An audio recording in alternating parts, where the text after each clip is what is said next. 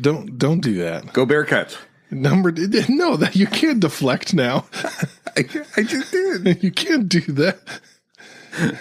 Look, squirrel. And then you can't say, squirrel. Are you ready to go? Bearcats. Yay, number 6. They might be in the playoffs. It's terrifying. They could be. Yeah, because you know who they have to play? Alabama.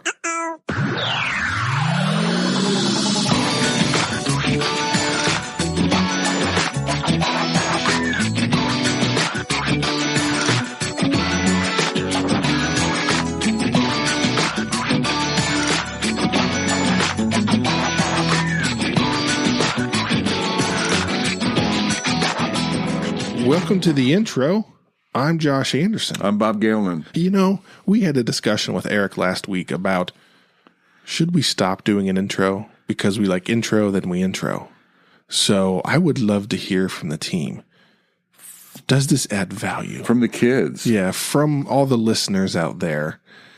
Is this Metacasters, nonsense? there is a story I want to share, but we don't have the time for it today. We'll share it. Yeah, we'll share it sometime. But we will share it sometime. I'm sure you'll appreciate it. Yes. On to the episode, Josh. Welcome to the Metacast. I'm Josh Anderson. I'm Bob Galen. Yes. Josh. Bob.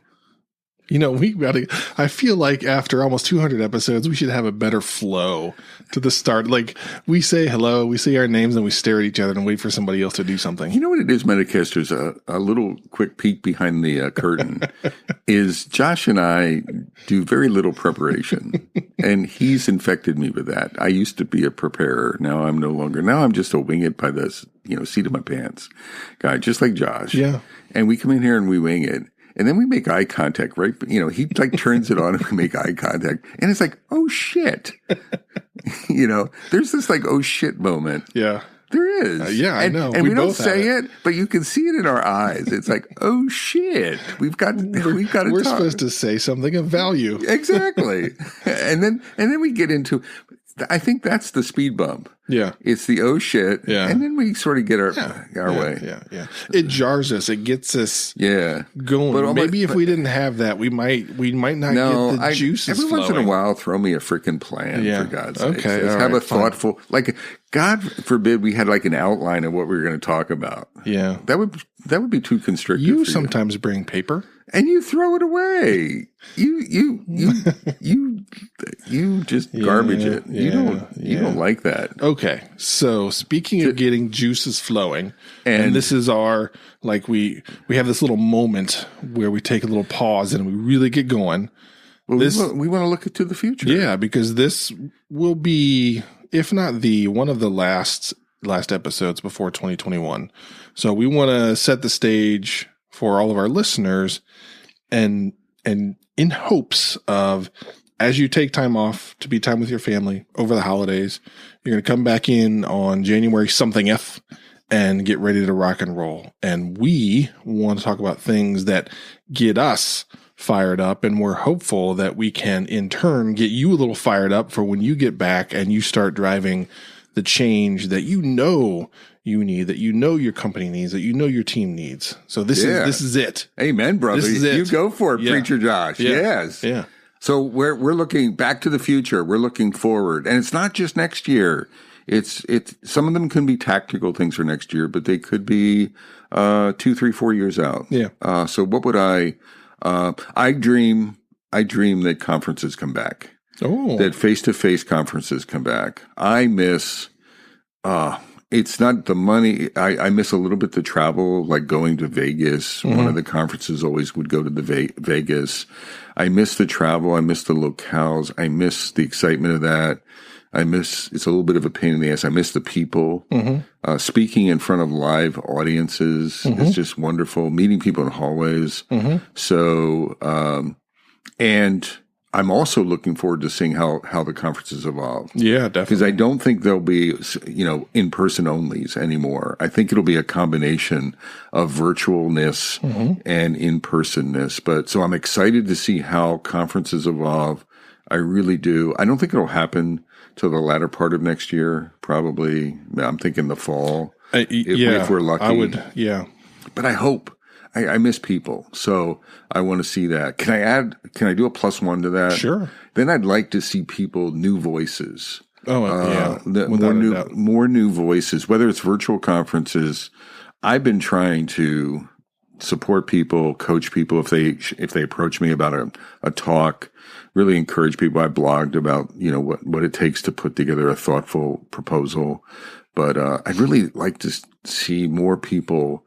They're Metacasters. I'd love to see more of you. Speak. Can I throw out a challenge, totally unprompted, given that we don't plan for anything? Yeah. If you're out there and you're thinking about, hey, I'd like to speak, reach out to Bob and I, because this is important to us to get more voices out there, more diverse voices. Of all the diversity of diversity, we need more out there. And don't wait for the in-person stuff. No. Reach out, and there are plenty of opportunities to speak. We are happy to help. We want to help. I know the last time that you co-chaired a session or whatever the thing was, you were actively looking for new people, for new voices, for different voices. Well, and I went for new, but that virtual conference, I went for, I think we had 5 women so I was looking for diversity. Yeah. I was intentionally, so it wasn't a happenstance. Mm-hmm. Now, it happened that these young ladies produced really good ideas. They had good talks, but I really put on my diversity hat. Yeah. I invited some people outside of my track to come in. So absolutely, that's Metacasters. I can't tell you how much value there is in getting over the hurdle of public speaking. Mm-hmm. It's not just the speaking, it's the networking, it's developing your own personal confidence, it's developing your network. There's all these intangibles. So if you have any inkling to do it, the challenge is out. Josh challenged you. Yeah. And I'd love to help. Josh can help. Yep. And it isn't virtual now. I mean, you can speak. I'm actually not submitting. So I'm intentionally stepping back to give space for other people. But there's so many groups now. I mean, you could literally speak to Agile groups across the country or in other countries. It's true. And that was often a hurdle, and that was a frustration back before COVID, that I was frustrated by the lack of compensation and or support that many conferences gave to speakers, that you had to, yes, they might accept you, but you had to be willing to foot the bill to get there and to pay to stay there. And that is a huge hurdle for some folks. For a lot of people. And this now has changed the game. So I think that's a great point, that you can speak for any local conference or any national or international conference because you're doing it from your office or your home or your kitchen or wherever you may be. Just reach out. I mean, there's Agile groups in Australia and everywhere. I don't do it that often. I could. I just want to sort of create space. I get a little burned out to it. But there's no better time to opportunistically do virtual presentations in really safe, usually it's 50 or less people. Virtually in the group, it's pretty darn safe to do that. And, you'd likely be doing it in quite a comfort zone in the place you're in every day, in the setup where you already control all of the technology. I know when you and I go and speak, we get there early and check all the things and make sure that everything works because, never trust other people's technology. Now you control all the technology. You're in your home environment. Yeah. It's just, so that's one. Yeah. So speaking, getting out there, but then my hope is getting back to face. What do you got?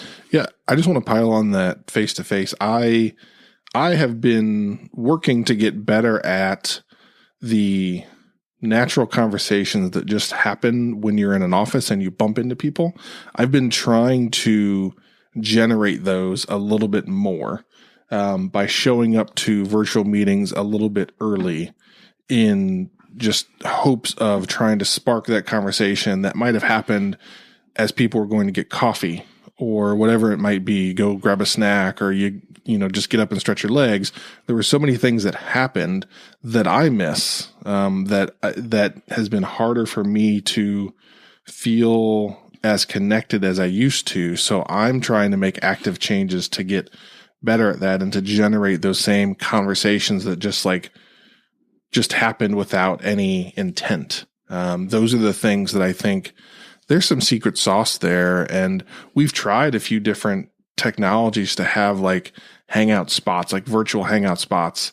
And try as we might, we haven't found one that really nailed it, but things are evolving quickly. So that's something I'm going to continue to drive for, is to generate those casual conversations that often generate tremendous value.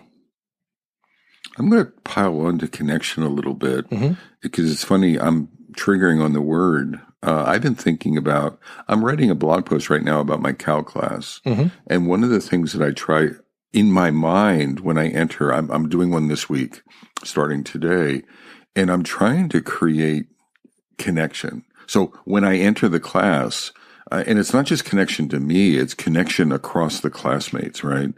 And getting them interacting and things.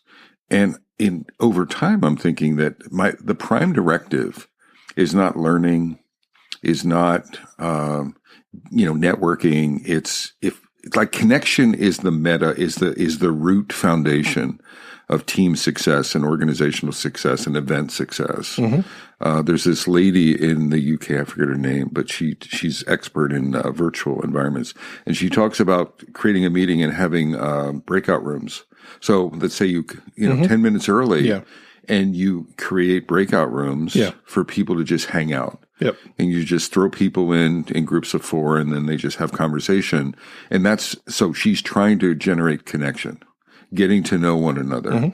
I actually think when we're face to face, I don't know if we focus so much on connection. We try a little bit, but virtual gives us this intentionality to it, right? It gives you a focus. Like in a virtual environment, I'm focusing on it. When I'm face to face, I think we get lazy about connection potentially, right? It really makes us, focus on that. So I would +1 on, Metacasters, focus on connection. I've first. That's your first directive. I have been through a couple of virtual events over the past 3 months where that was a thing. And it was a forced, we're dumping random people together. And then that conversation has to happen, because if you just leave it, if you don't force it, people won't do it. So there was real value in the organizers, making this a thing, hey, you're going to show up and you're going to be dumped in a room with people you've never met and go. And talk amongst yourselves. And get to know each other. Absolutely. Without an agenda, right? We could do that internally. You could do that in your companies. You could do that as a precursor to meetings and things. And don't assume that, everyone knows everyone. This is that deeper connection thing, right? So there's a thing that we implemented that was a part of Slack. I think it's called Donut is the app, and it created for us coffee connections. So you join this Donut app, and then it suggests a connection across the company and encourages the two of you to schedule time to meet together and just talk and intro and understand each other. So that's been a powerful tool that has helped us, and we actually started that pre-COVID, and then have continued to invest more in that. So that's something that talking about the things that we've been talking about here for 5 or 10 minutes, that's an action that you can go do, is that if you're feeling like that disconnection across your company is growing, there are things that are out there. There are companies, there are people that are helping attack this problem. So reach out and find those tools across your existing communication channels. Cool. I want to rant a little bit. Oh, I love this. No, so 2 years ago, I wrote a blog post and said, I won't bitch about safe any longer. All joking aside, I started with my blood pressure is running high. And every time it just pisses me off. And I saw that at the time, I saw the Chutes and Ladders. Safe has this adoption picture of what do you have to do to adopt it. Right. And at each corner, it's like cha-ching or something like that. And it just, meaning you have to pay more to increase your adoption? It's you have to train your leaders. Cha-ching, you have to do this. Next, do this. Next, do this. Value stream mapping, get a consultant. SPCs, do this. Train all your, you need 100,000 SPCs. Cha-ching. So my head just exploded. And I said, I won't do it anymore. It was my goodbye. And then I attended a session the other day with Eric Willicke, an Agile RTP meeting. And he's a really neat guy. But my head but he was talking about the teams. He doesn't. I'm paraphrasing, but teams don't matter. Like as a safe consultant, he worries about the lean organization and he optimizes the organizations because the teams really don't. Right. He's not that interested in team behavior. He's much more interested in optimizing the organization than the team's benefit. And my head wanted to explode because that's what he's doing is he's hanging out with executives, the people paying the bills. I'm not saying they're not important, but he's lost his empathy and connection to the teams. So I'm back in safe hating mode again. So can optimistic Josh jump in with a counterpoint? Oh my gosh, yes.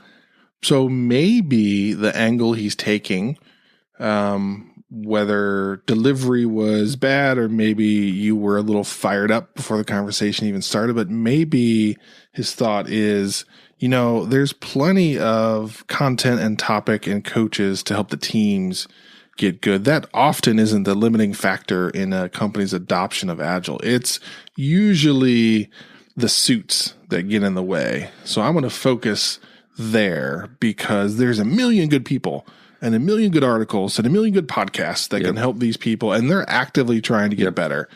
It's those bozos that get in the way. I think that's part of it. That's maybe the healthy part of it. The unhealthy part of it is he's not really listening to the teams, nor is he encouraging them to listen to the teams. Okay.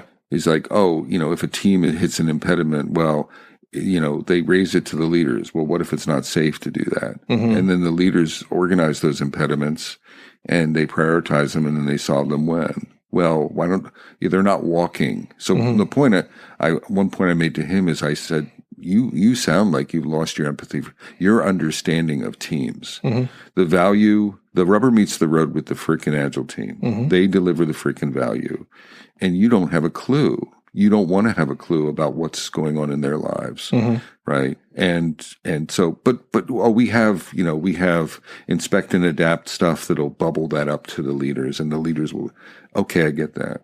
But I'm not picking on Eric. I'm picking on, again, hopes and dreams. I want safe to die. I want it. It is the wrong. It is not. It is Safe's fault. Safe corrupts people. It brings money corrupts, power corrupts, silver bullets corrupt, right? And I just want it to go away. Right. I hope and dream, replace it with something like mini safe or something, but it's just out of control. Do you feel like it's gained steam? It's gaining steam. So it's gaining steam. Okay. And the thing that Jerry Weinberg had this quote, and I've written a blog post about this experience with Eric, like I always do. And Jerry had this thing called he calls it being pickled. And the quote is cucumbers get brined before brine gets pickled. And so the point is the environment changes you before you change the environment, right? And I think as coaches we can get pickled. Yeah. I think Eric, great, and I'm not just saying this, Metacasters, he is incredibly bright, thoughtful, but when you get pickled, I don't think you realize it's like the frog in the hot water, right? Right. Yeah. So I 100% agree that is a thing. What my internals react to is like, you know what, Bob, you're right. That can happen, but I'm going to put it on me to be super vigilant and not let that happen. It's the self-awareness. Yeah. But people can lose that self-awareness and they don't. So now you're really, really pickled. Yeah. But you don't know you're pickled. Yeah. It is. It's the ownership of that is on self. Right. Absolutely. 100%. Right. Shame on, again, nice guy, thoughtful, but you have to be self-aware, maybe get a mentor or coach or something, or ask people.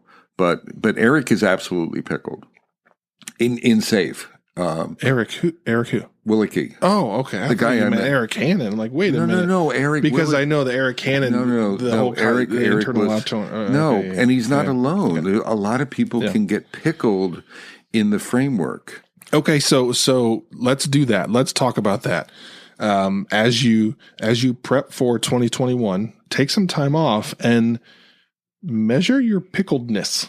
Is that that's not a term, but like take an honest reflection of, hey, are my views about who we could or should be less aspirational than they used to be? Have I like lowered the bar? I love where you're going, man. Because it's like, well, I tried and it was hard, and we're like, okay, if that's true, then there's some pickling that's happened, and walk back into 2021, resetting that bar with where you wanted it to be, because it won't just happen. Like, you've got to be super intentional to not allow the pickling to happen, because you're right. If you don't really invest, it can, and I see it in myself, right? Yeah.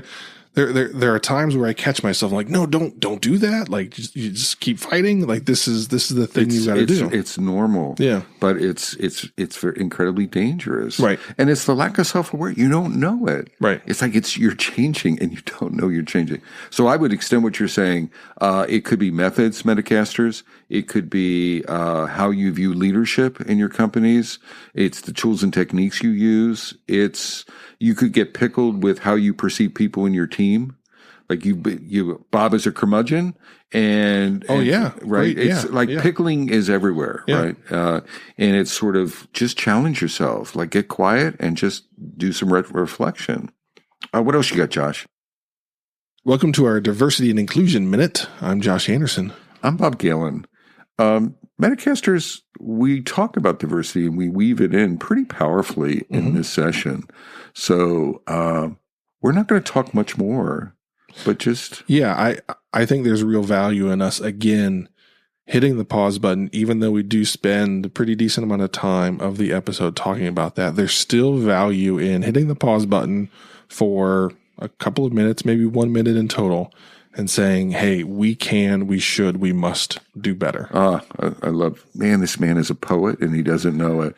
The other thing, Josh, is the episode is talking about the future. Yeah.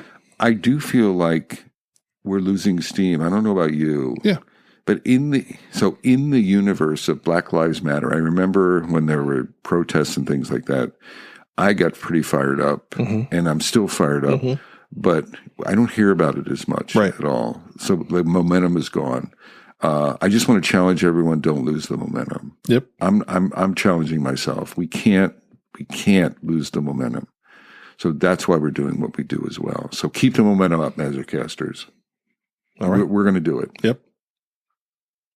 Dreams, hopes, aspirations, 2021 and beyond. I think carrying on the pickling term, diversity is something that, because we didn't maintain it front and center in our brain as a society, we enabled ourselves to be unfortunately pickled by those issues that are out there. So now the positive thing is that the awareness is there, and we have to maintain that awareness up front. And again, be vigilant and intentional and do everything we can to right the wrongs and get things going back in the right direction. This is something we've been talking about for months, that Bob, as he was talking about who we're going to get to speak, things like that, as I re-engage hiring, as Bob and I are looking at hiring somebody to help us with the Metacast, right? Like there's all these things that are out there that we are now more intentional than ever to ensure that we unpickle ourselves from that. So that's the one thing that I think we've talked about a lot this year. We probably won't ever talk about it enough, but that's a key thing that I really hope maintains steam. And just like the potential for unpickling, if you take your foot off the gas, there's a high likelihood that that's going to happen again. So maintain that focus and make a difference. I agree with the diversity. I want to add on a little bit. Just it's not just diversity, Metacaster. So I saw someone's blog post, a guy in Europe, someone who podcasts or he blogs about agile stuff. I forget his name. Real nice guy. And valuable content. And he talked about diversity. And it was only like 3 paragraphs or 5 paragraphs. And diversity is important. So one thing I would challenge everyone to do is dig into what diversity is. I think we have a trivial view of a diverse agile team will produce better stuff. Fantastic. What the hell does that mean? Mm-hmm. And do you realize that diversity probably has at least 100 attributes to it, and we probably want to understand at least 10 or 20 of those attributes to it. So fast forward, I think having a deeper understanding of that. Don't fall into the trap of just saying the word. Mm-hmm. Become a student. Start looking at what is diversity. What are aspects? You've done that, mm-hmm. and you're talking about that. And then don't forget the inclusion. The +1 is diversity without inclusion is sort of useless. Like you can have diversity of your teams, but if you have not created an environment, a culture, an ecosystem where there's inclusivity, then you've just frustrated all of your diversity, if mm-hmm. that makes sense. So I'm again, what I'm thinking is do deep dives. So the future is deep dives into what diversity is, and then deep dives into inclusion and what the activities are there. I want to hit you with something. Ryan Ripley. Mm-hmm. has been on, and I'm going to say this, it's something that's got the hair on the back of my neck standing up, but I want to see, you're probably the voice of reason. Oh, man, okay. And he's tweeted something. He says, coaches are not therapists. And there was something like, in this time of COVID, there's a coaching oath, and there's a quote in the coaching oath, I'm not going to read it, mm-hmm. that talks about, care and feeding for the organization and the people and something like that. And you can look at it and say, oh, the coach moves from coaching people to being a therapist or mm-hmm. a psychiatrist of mm-hmm. people. And he triggered on it. He's still beating the drum. So he's clearly triggered on this. And I'm wondering if it's so binary, if it's so black and white, that coaches coach Scrum and they never get involved in like the family life. I'm not doing it well, but you know what I'm saying? Yeah. They don't get involved in the personal attributes of, and Ryan is almost binary. He's mm-hmm. like, coaches do this, and and this is for therapists. Yeah. So if you encounter anyone who's, if someone's crying, give them the card of a therapist and say, right. and just call that person and get the hell out of there. Yeah. I'm exaggerating, but I think there's this binary nature. I'm doing Scrum or I'm not. I'm a coach. Yeah, and I am a coach and I'm not. I understand his point. We are not trained. Agile coaches are not trained, and leaders are not trained as therapists. They're not trained as psychiatrists. But damn it, I don't think it's so stark. Yeah. That whenever you encounter something that makes you shiver a little bit, you give someone a business card for a therapist and shush them out of your way. What do you think? I'm going to give you 2 reactions. One, I can understand where Ryan's coming from because it can be a slippery slope. And we've talked about in the hard parts about coaching someone through a crisis. And you're not a professional. I mean, maybe you are, right? But most of us that are in the agile coaching profession are not professionals and should not jump into those things. But so the second point for me, you go back to diversity and some other things like we're diverse, and you could say that and it's black or white, but there's the nuance that goes with that you talked about with the inclusion and everything that you do to make it really work well. Yep. So what I have seen and what I spend a fair amount of my time coaching with is getting out of that black and white, which safe is a thing like that. Like it's black and white. Like, hey, if you do safe, you win. Exactly. Woo, and we're done. Right. Exactly. But no, like it's not that easy. There's some gray, and getting people comfortable and confident to walk through that grayness and sort things out and be able to say, okay, therapist is the right person here. Like that's way above my skill level. So I'm going to pass this on to somebody else, or just spending time with a person helps, and getting to understand them and what drives them. And that allows me to coach better.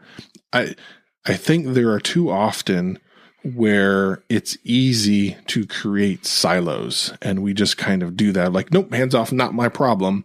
And that's where we get into trouble. And again, there's times where I understand as a coach where it's good to take that strong stance and say, like, no, like, you do this, you do this, you do this, right? Because maybe there's some patterns you need the company to take or something like that. So there's times where that's a good coaching approach, but there's times, and I've seen a lot of people that like only do that and don't really dig into the hard stuff and say, well, like, maybe it's like somewhere in the middle, but that's hard. I think maybe as you were talking, I was thinking shuhari. Mm-hmm. So I think if you bring mature skill to the coach, I think if you're a ha or a re coach, you can navigate the gray, or you become more adept and skilled at navigating the gray. I forgot that we talked about this. You're not a therapist in our coaching, emotional situations. Mm-hmm. And we were very clear, I think, as I recall, about that. Yeah. But at the same time, I don't want it to be so stark. Yeah. That's what and again, if it's a shoe level coach, then maybe starkness is warranted, mm-hmm. right? I have zero experience. Right. But see, that's where people stop, is that they don't maintain the vision of where they want to be and how they want to evolve. So then they just rinse and repeat and just do that thing over and over again because it's easy. But for that coach to evolve, for that coach to mature and really become that exceptional leader, you have to venture into the wild and make some mistakes and try some things and wander into that gray and find your way out. If you don't ever do that, then your ceiling's super low. That's really what I'm looking at. I'm not trying to turn coaches into therapists, but there's some gray area there, and it's so situational. It depends on who you're talking to, right? The other thing, this is a cool thing. I don't know if this is a hope or a vision for 2021, but I was reading this. This guy published this thing, 9 critical skills for an enterprise coach, mm-hmm. and one of them. Damn it! Hold on a second. I have it. I'm writing. I got a burst. I got a burst of inspiration, Josh. The privilege. So he talked. One of the top 9 skills was understanding your privilege as a coach. Okay. And tell me more. No. I mean, people are like, you come into an organization. It's easier for you. It's like understanding how easy it is for you to come in as a leader of a product organization and not reflecting that. So you've just been promoted to, or you've got a new position as a leader in a product in your company. Yeah. Right. You have agile chops. You've mm-hmm. been part of startups. All of that is your skills and experience, but it's also given you privilege, mm-hmm. right? Your boss looks at you with a different lens. Mm-hmm. When you bring ideas, that privilege comes in there. So are we aware aware of our privilege, and then are we using it for the good of others? Mm-hmm. What would be growing other people in your organization? In fact, not influencing by your skill, but influencing through others, mm-hmm. or something, would be sort of taking that privilege and sharing it. Yeah. And the revelation for me is I've never thought, in my mind, I'm like humble, and this is wrong, but in my mind, I'm humble Bob Galen, agile coach. Mm-hmm. I try to keep myself down. I try to keep myself grounded. But what I've lost is I have privilege mm-hmm. that so many other people don't have. When I walk into a building, mm-hmm. it's that question of what I've said this, an internal coach, I've said it 100 times. You say it once, and everyone falls over themselves. Yeah. That's my privilege come into play. Yeah. And I've never recognized it as that word. And then, sort of rationalizing it and being aware of it and then sharing it mm-hmm. and appreciating your privilege, but also sort of giving it, empowering other people. So I think having us be aware of our, when we were talking about getting quiet and understanding, like growing, sort of understanding yourself, I think understanding our privilege. Any reactions to that? Like you're privileged. Yeah, you're a football player. Yeah, what has football done in your business life. And that's where it goes for me, is that as you mature as an athlete or as a player on a team, and you establish and you kind of realize like, holy crap, I'm kind of good at this. You develop a little bit of a swagger. Yeah. Right. And that can be used for good and it can be used for bad. But I've found that there's real value in having awareness and understanding of like, hey, I'm pretty good at this. And there's now you can't be a jerk about it, right? That's a very thin line to walk, but there's real value in understanding and having awareness of that. And it's something like I didn't always have. Well, and it took somebody to wake me up and show me that. And I'm like, oh, well, wait a minute. If you coach, let me give you an example. You're coaching someone. Yeah. If you're coaching them, you're coaching a product owner in your organization, a new product owner. Oh, you need to talk to the CEO. It should just present this, this, and this. If you're talking from your privilege, you're not helping them very much. Right. You're not meeting them where they are, if you will. And you're not, it's really easy to do this because if you don't think about your privilege before it, it's like you're just coaching. Yeah. But that's not helpful. They don't have your privilege.